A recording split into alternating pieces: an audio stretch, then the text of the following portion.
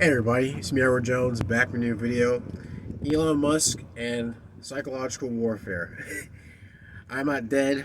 Obviously, I'm making this video. I've been taking a break. I got changing jobs. Well, sort of a change. Going back to the old job I used to have. Still welding, but I've just been busy with a bunch of other stuff that's been going on. I went to a funeral today. One of my grandmother's sisters, one of my younger sisters, passed away, and so we went to go, send her off, and welcome, send her, give her, pay her respects to the family. Um, so I had that going on today.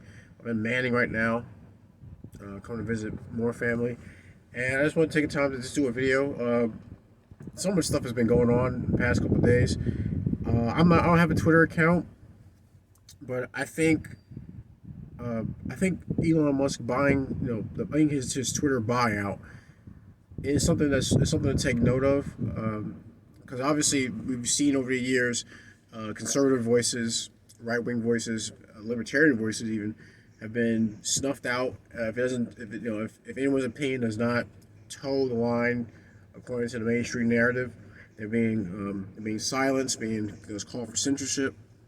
And I think the reason why I believe that his buying of Twitter is a pretty big deal, because of how those on the left are taking it. They have been freaking out, panicking. Those who work at Twitter have been complaining about, working under Elon, and whether he'll bring Donald Trump back onto the platform. They just he's they're now right after he announced he's buying the company, and he's actually succeeded in buying it. This clown administration has come up with this board of misinformation, which everyone's calling like the Ministry of Truth. If you guys are familiar with 1984, the Ministry of Truth in that story, they had the job of manufacturing lies to keep people thinking that they were always at war with with Eurasia or Oceania, something like that. But they basically keep them dumb, keep them stupid, keep them wondering what the truth, not knowing what the truth is. Keep pumping them out actual misinformation. And it's interesting that now, if Elon buying Twitter, they've come up with their own Ministry of Truth, which obviously is getting clowned constantly. I think one of the greatest things about I love about this nation is free speech, and the fact that we can meme. Back then it was just political cartoons, but now they're memes, and they're pretty effective.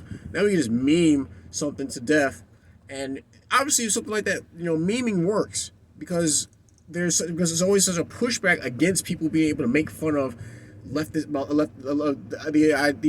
ridiculous ideas that leftists come up with. If you guys remember, in the EU, they made making memes illegal. I remember the Pepe the Frog meme. They had to come up with a lower JPEG version of it, which it was made on Microsoft Paint. It actually looked pretty funny. So all of this does come down to what, if you're familiar with Yuri Bezmenov, in his video, he was talking about psychological warfare, or as it also is called, ideological subversion, active measures. What's going on right now is exactly that. This idea that we're going to have the government sifting through information to figure out what's real, what's true and what's false, is active measures. It is misleading the public so that they do not know what's really going on in front of them. And the way Yuri Bezmenov talked about it is to get people so confused as to what the truth actually is. Even if you show them the truth and you had it right there in front of them, you could shower them all this information, they would fight against it, or they may even just not even care, until it actually truly matters what happens to them. Because a lot of times, as we all know, misinformation can lead to a lot of suffering, a lot of death, violation of rights, violence even, and also just the exaggeration of things that have happened in the past. Like everyone keeps talking about January 6th. I thought what happened at the Capitol was funny. You know, I thought it was funny. I think it was funny how he called how they can twist the word, twist the meaning of an insurrection to include what happened on January 6th, where it was you had most basically unarmed people uh, going into the Capitol. Can't really say I don't really say breaking in because the doors were open. The doors were open for them, you know. But everyone seems to be ignoring all the chaos and mayhem that went on the year before. 2020, I never seen so many riots in my life. And I'm a person who actually thinks riots are pretty interesting. Maybe because I also like riot shotguns, but that's a whole different other topic.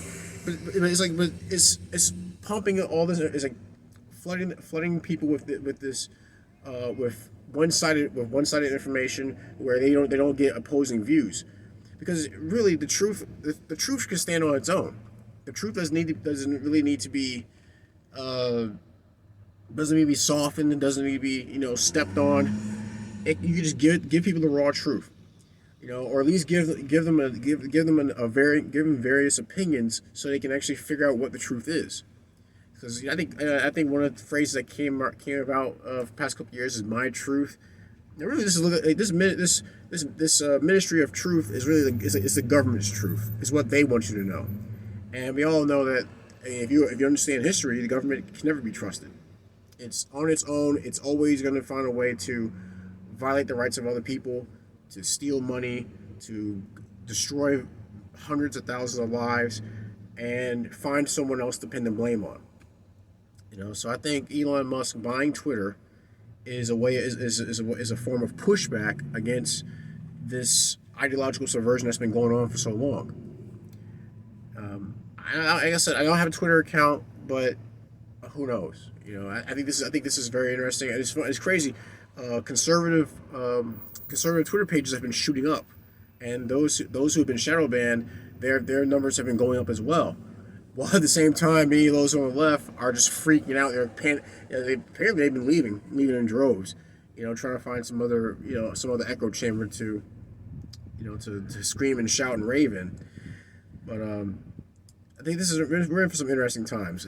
But all I can say is, continue to search for the truth. The ultimate truth really is, Jesus is the truth, and seek Him. Find out find out whether something in front of you is a lie, and test it. If you think something is not true, or you think something is true, test it.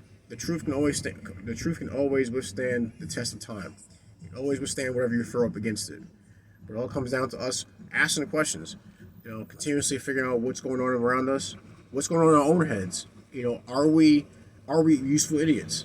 Have we been there's a phrase. I think it's a psychological hostage, something like psychological capture.